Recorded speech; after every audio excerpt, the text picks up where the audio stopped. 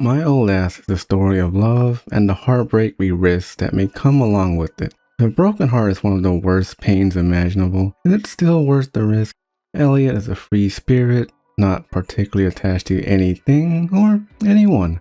She has no trouble getting anyone she wants to sleep with, is about to be old enough to leave her home she doesn't care for too much about, and move on from her family to start adulthood in the way she wants it to be. A life so amazing with her destiny within her control. That's what adulthood should be about, right? Finding your own independence and creating the life you've always dreamed of. Before she moves on to her new life in university, Elliot and her friends decide to get high on some shrooms. And what results from that? Why, herself from the future is here to make sure she doesn't have any regrets. Her words are easy. She's not going to have much time with her brothers before her new life kicks into full gear. Make some time for them before they drift apart. And mom is exhausted and lacks the self-care to ask for any help, so just please lift some of the burden of housework off of her shoulders. And finally, the most important one, stay the hell away from Chad. He's going to cause her nothing but trouble. When her hallucination is gone, somehow she has the phone number of her future self, aptly named My Old Ass. She stops being such an ass to her brother, learning their family farm is being sold, and there's nothing that can be done about it. And why the hell didn't anyone tell her about this? This is old news to him, as this conversation happened a long time ago without her. Elliot is so uninvolved with her own family, no one believes she would care enough to know just how bad things have gotten. With her constantly rubbing it in everyone's face, the freedom she's about to obtain, she's been detached from them for some time now. There was no way this news would upset her, but her actions say otherwise, going as far as to blow up her old ass's phone, begging if anything can be done to save the family farm she believed would always be there for her in her time of need. But the phone's gone silent. Her mother hasn't. She's ready to watch her little girl grow up into something amazing. She's confident of that, for sure. But how? How could you be so assured Elliot won't fuck her life up?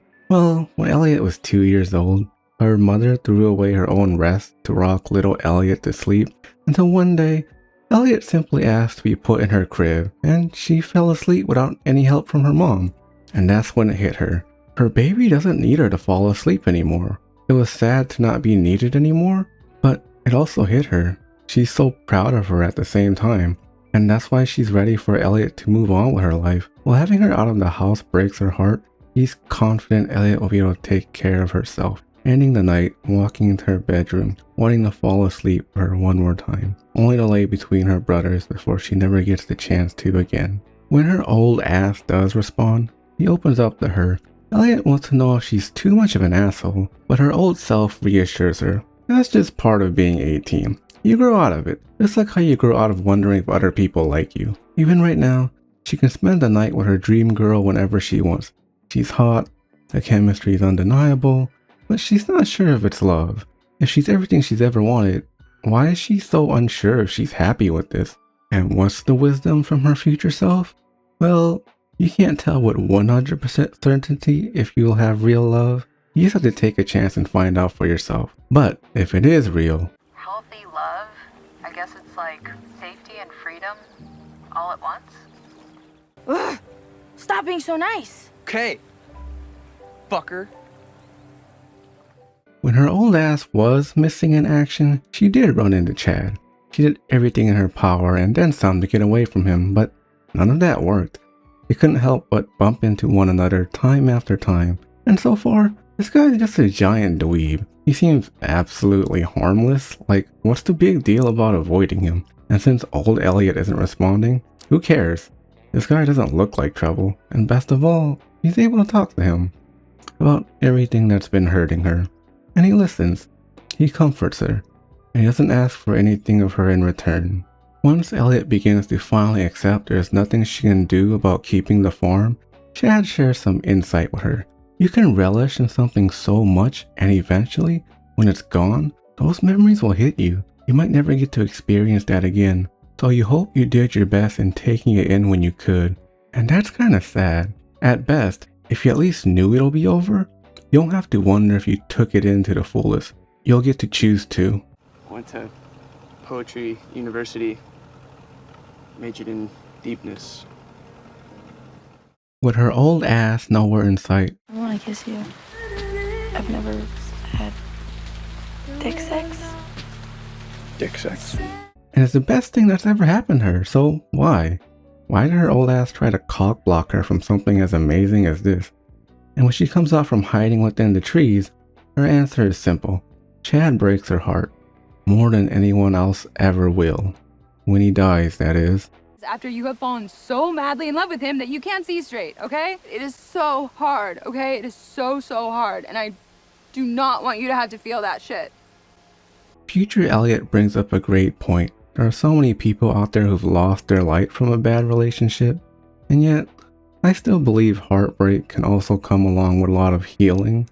I've heard a broken heart is a heart broken open. Open to loss. Open to living. Open to loving. That is.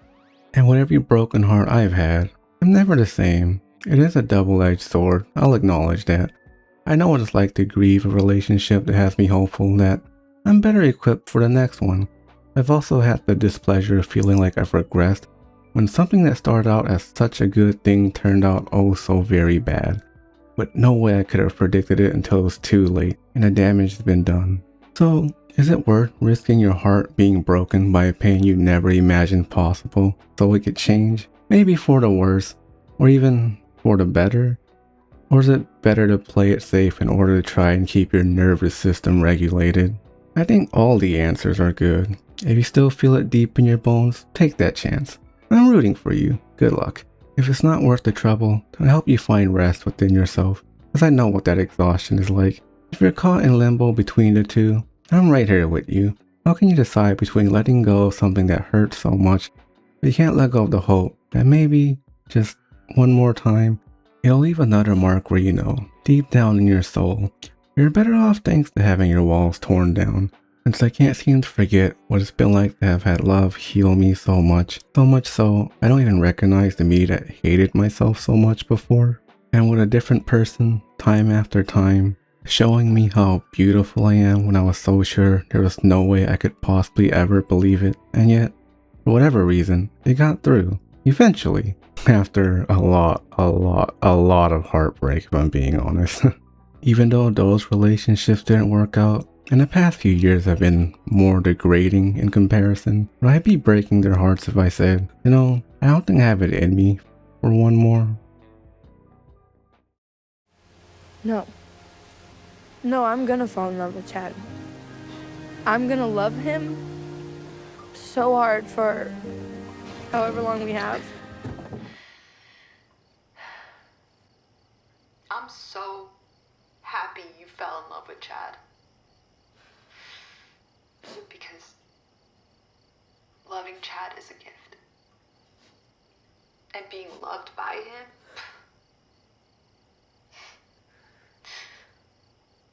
it's the best fucking thing in the world.